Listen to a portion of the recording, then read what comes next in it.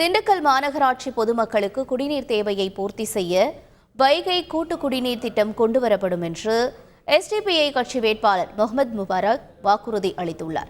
அதிமுக கூட்டணியில் போட்டியிடும் அவர் முன்னாள் அமைச்சர்கள் திண்டுக்கல் சீனிவாசன், நத்தம் விஸ்வநாதன் ஆகியோரோடு பிரச்சாரத்தில் ஈடுபட்டார். அப்போது தந்தி டிவிக்கு பேசிய வேட்பாளர் முபாரக் நெசவாளர்கள் பயன்பெறும் வகையில் வணிக முறை கொண்டுவர நடவடிக்கை எடுக்கப்படும் என்று கூறினார்.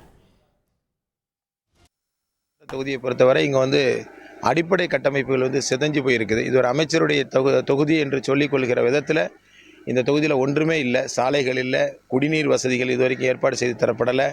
இதுவரைக்கும் செக் டேமினுடைய விஷயங்கள் இதுவரைக்கும் சரி செய்து தரப்படலை.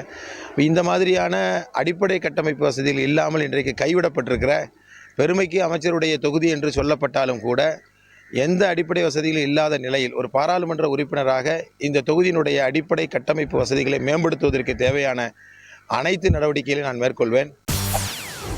செய்திகளை உடனுக்குடன் தெரிந்து கொள்ள உடனே சப்ஸ்கிரைப் பண்ணுங்க.